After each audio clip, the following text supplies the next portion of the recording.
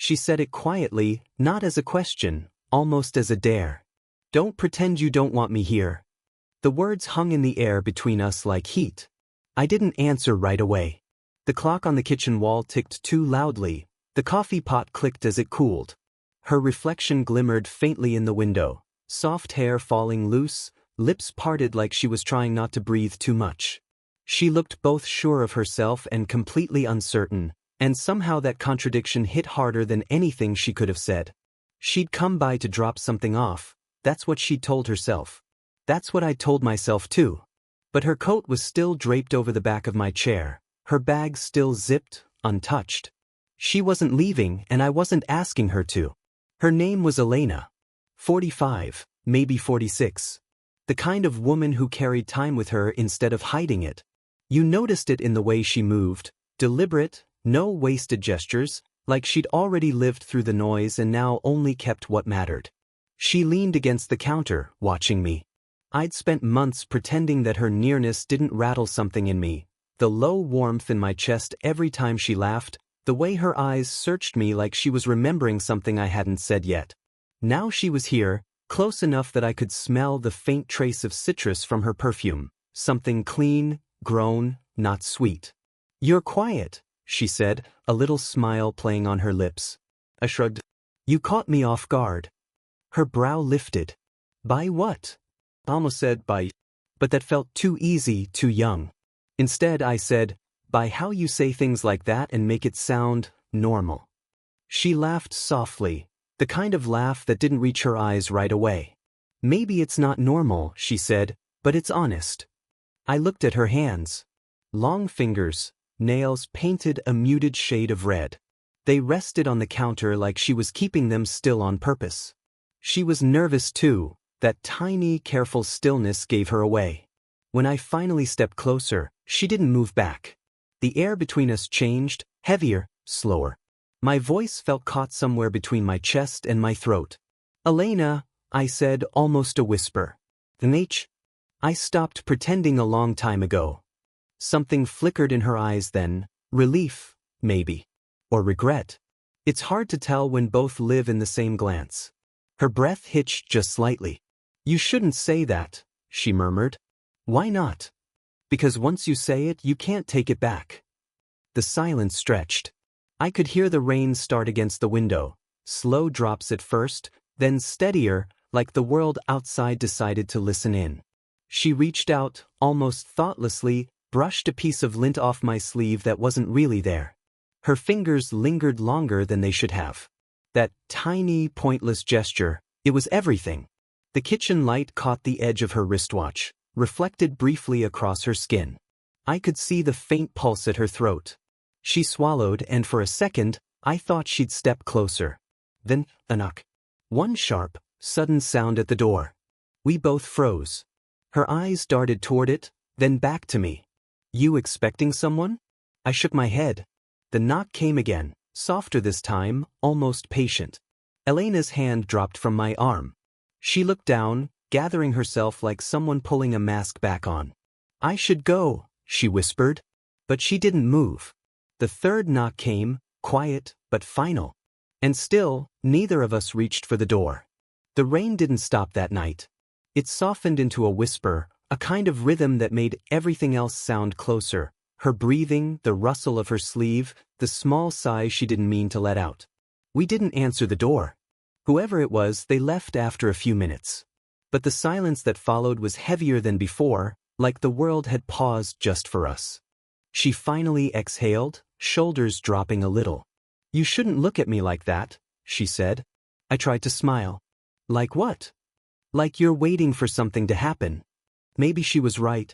I'd been waiting since the first day I met her. That was 6 months ago, the night class she guest taught on writing and expression. I'd stayed behind after everyone left, asking questions I barely cared about just to keep her talking. She had this way of listening that made you forget how you sounded. Since then, I'd found small excuses to see her again. A shared coffee, a book recommendation, a text about nothing. She'd been married once, years ago. She never talked about him much, just said he liked control more than company. She lived alone now, in a house that always smelled faintly of rosemary and paper. I think she liked silence because it didn't ask her for anything. And me? I didn't have much to lose. 26, drifting between jobs, living in a rented room that never felt mine. But with her, even when she said nothing, I felt seen. Maybe that's why I kept showing up. Maybe that's why I couldn't stop. She turned away, tracing a line on the countertop with her fingertip. "You're too young for this," she said softly. "For what?" "For me." It wasn't pity in her tone. It was self-defense. "You think age cancels out wanting someone?" I asked. Her mouth tightened. "It complicates it." I stepped closer, enough that I could feel her warmth, the faint rise of her chest when she drew breath. My hand hovered near her arm but didn't touch. "You keep saying that, but you're still here." Her lips parted like she might answer, but then she looked away. "Habit," she said, barely audible. "Or weakness. Which one am I?" Her eyes flicked up, meeting mine. That look, quiet, sharp, filled with something she was too careful to name, said everything her voice wouldn't. "You should go," she said again, though her hand brushed mine as she turned. It wasn't an accident. Her skin was warm, electric, the kind of touch that burns without leaving a mark. I didn't move. Neither did she. The rain deepened outside, wind pushing drops against the window in uneven beats. Her pulse jumped at her throat, and for the first time, she didn't hide it. "I don't know what this is," she whispered. I took a slow breath, afraid to break the moment. "Maybe it doesn't have to be anything yet." She didn't answer, but when she looked at me, really looked, her eyes softened, like the fight in her had just enough space for surrender. And then, gently, she reached out and fixed the collar of my shirt. Her fingers stayed there a heartbeat too long. No words. No explanations. Just that small, reckless closeness. The kind that changes everything, even if nothing's been said. The next time I saw her, it wasn't planned. It was late afternoon, light spilling sideways through her office window, catching the dust in the air like faint gold. I dropped by to return a book, that's all.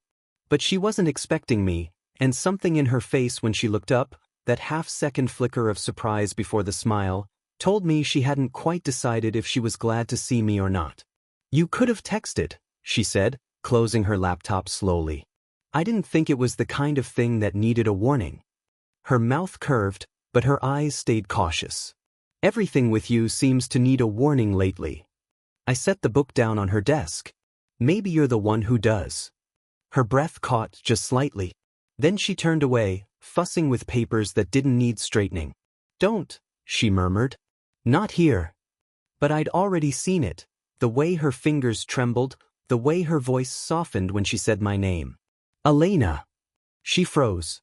I stepped closer, careful, measured. The air between us felt tight again, charged. I could smell that same citrus note in her perfume, faint but undeniable, something that felt like summer pressed into the middle of winter. Her chair scraped softly as she turned toward me. For a moment, neither of us spoke. Then, a knock at the door. Too sharp, too sudden. Her assistant's voice followed. "Elena? You've got 5 minutes before the board call." She cleared her throat, steadying herself. "Thank you, Nora. I'll be right there." I moved back instinctively, hands in pockets, pretending to study the bookshelf like I hadn't been standing too close. My heart was still racing.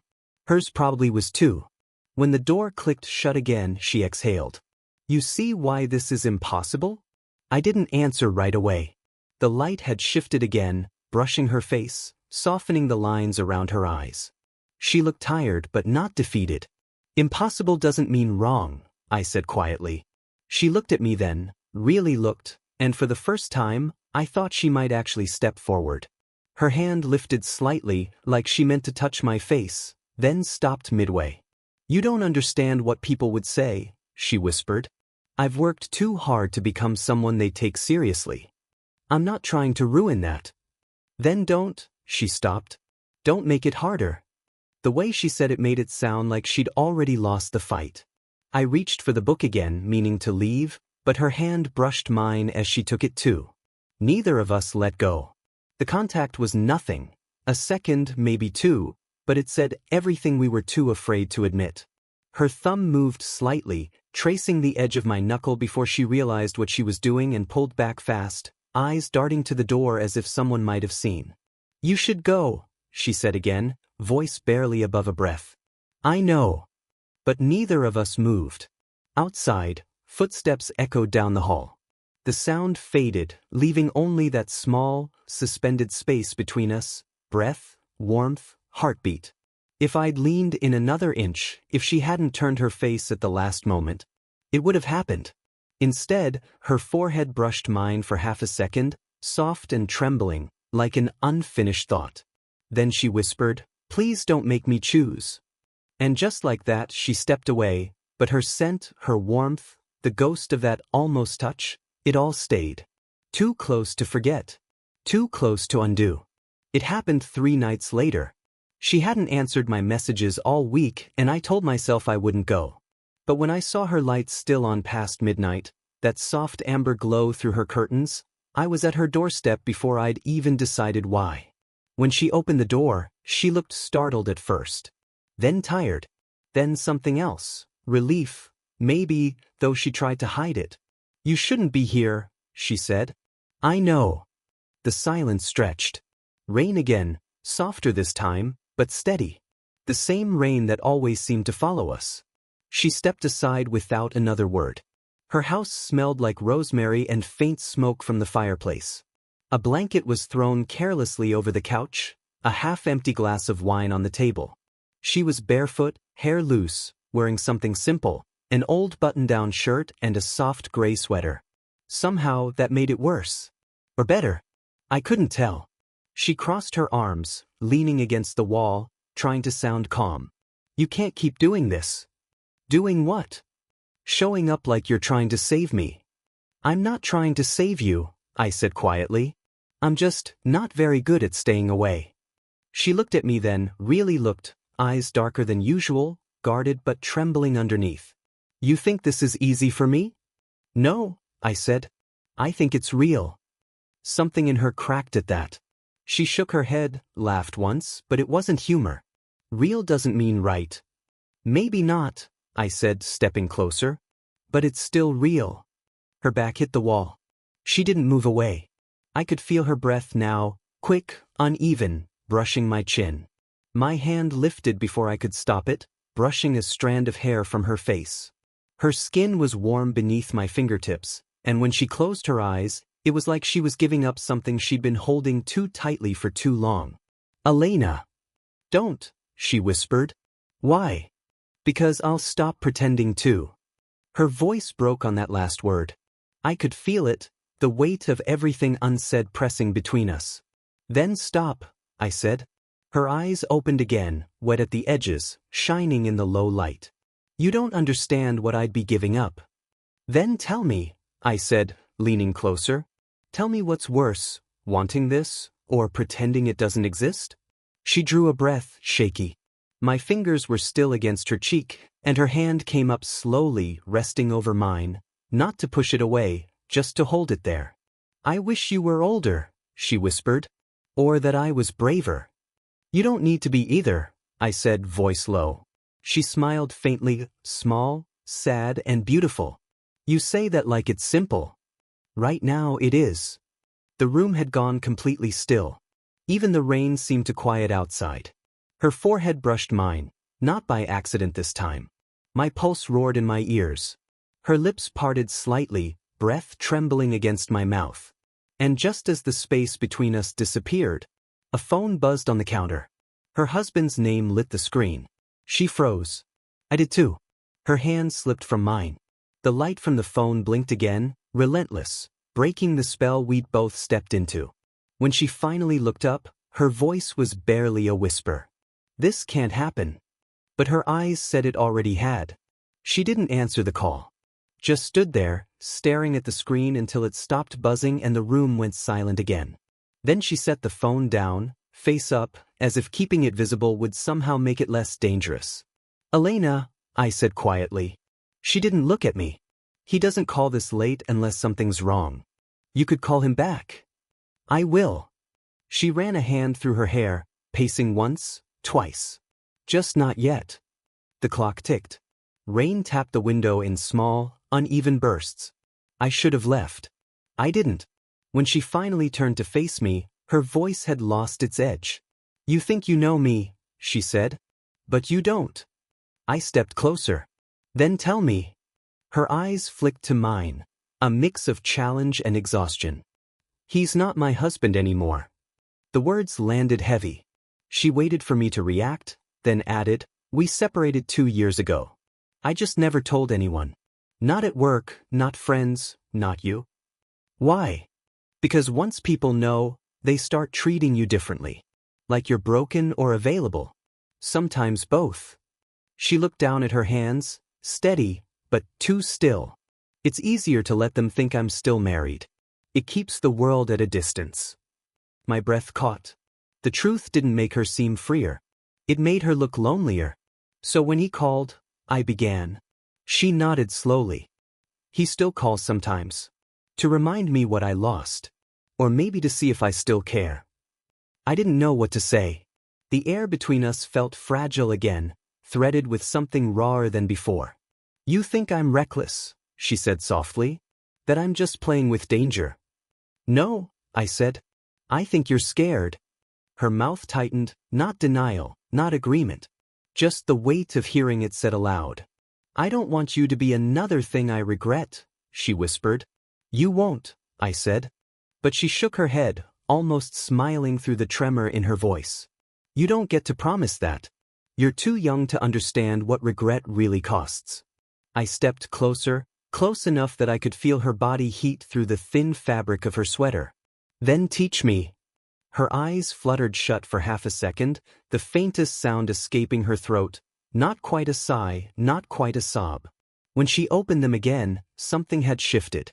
She looked unguarded. You shouldn't have come tonight, she said, but her hand brushed my arm as she said it. That touch was deliberate this time, slow, tracing the edge of my sleeve, almost apologetic. I caught her wrist gently. She didn't pull away. Elena, I said, you don't have to keep pretending you don't want this. Her gaze flicked to my lips, then back to my eyes. For a heartbeat she seemed ready to answer, and then the phone buzzed again. She glanced at it, then at me. It's not him this time, she murmured, reading the screen. Her expression changed, eyes widening, breath catching. What is it? It's Nora, she whispered. My assistant. The color drained from her face. She says she saw us. In the office. Silence. Then, barely audible, she said people are talking. Her hand slipped from mine.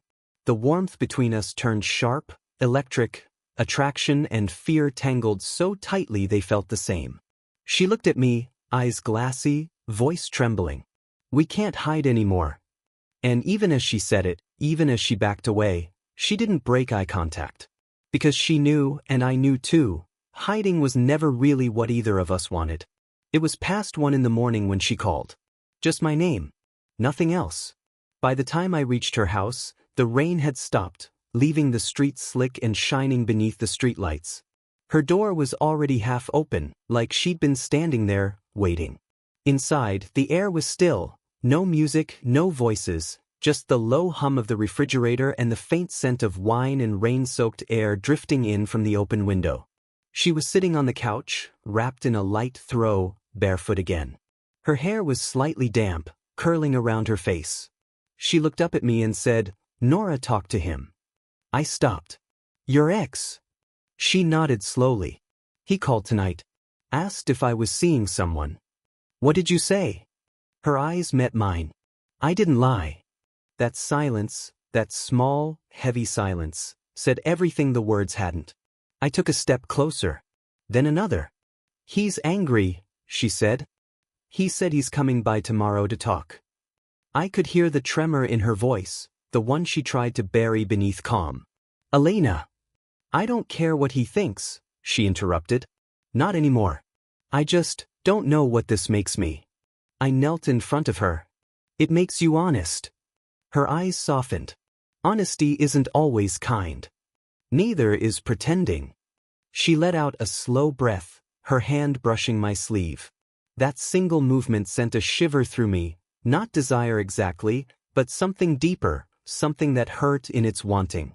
I tried to stay away, she said. I thought I could stop before it went too far.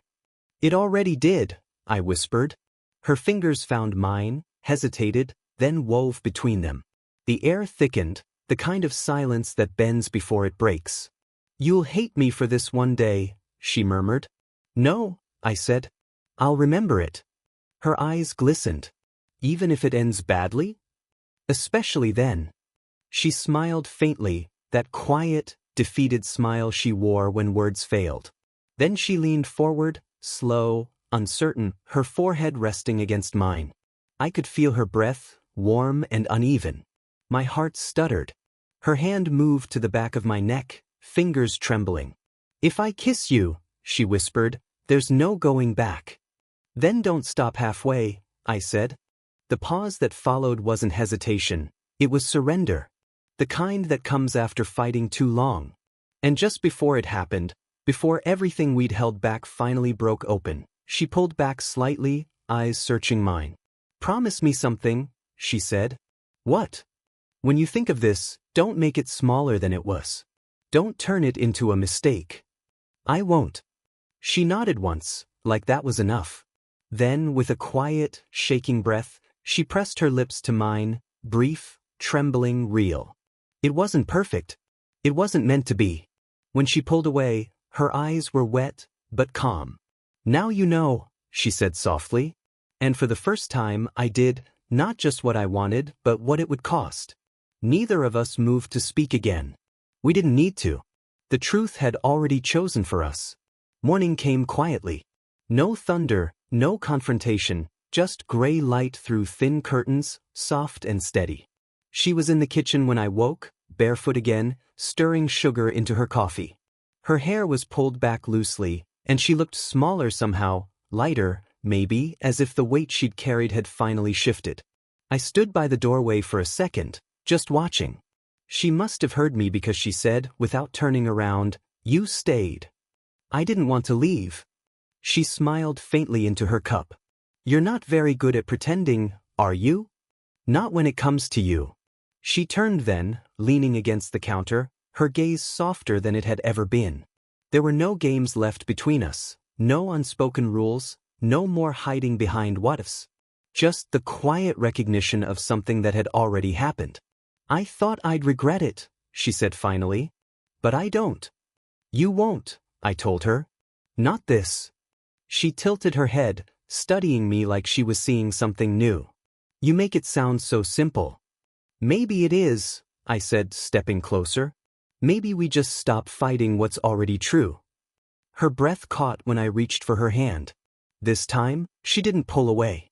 Her fingers slid between mine, slow and sure. For a long moment we just stood there, no rush, no fear, the space between us gone for good. She laughed softly. You know people will talk. Let them, I said. They always find something to talk about. 20 years, she murmured, more to herself than to me. That's a lot of space. I touched her cheek, tracing the faint line that appeared when she smiled. It doesn't feel like space to me. Her eyes softened at that, a kind of peace I hadn't seen before. You really believe this could work? I shrugged. I believe in moments like this. That's enough for now. She leaned her forehead against mine, exhaling a shaky laugh. You're too young to be that sure. Maybe, I said. Or maybe I just learned from you. Her hand rested against my chest, feeling my heartbeat. You scare me, she whispered. Why? Because you make me want to start over. I didn't say anything. I just pulled her closer, arms around her, feeling the way she relaxed slowly into me, that small surrender that only comes after too much restraint. Her head rested against my shoulder, and for the first time, neither of us felt the need to explain anything. No guilt. No pretending. Just quiet, shared breath. The world outside moved on. Cars, voices, the everyday noise of a new day. But inside, everything was still. I kissed her forehead once, slow and deliberate. We'll figure it out, I said. She smiled against my chest. I know. And we just stayed like that. Not a perfect ending, but a real one. The kind that holds. Did you enjoy the story? What kind of stories would you like to hear next?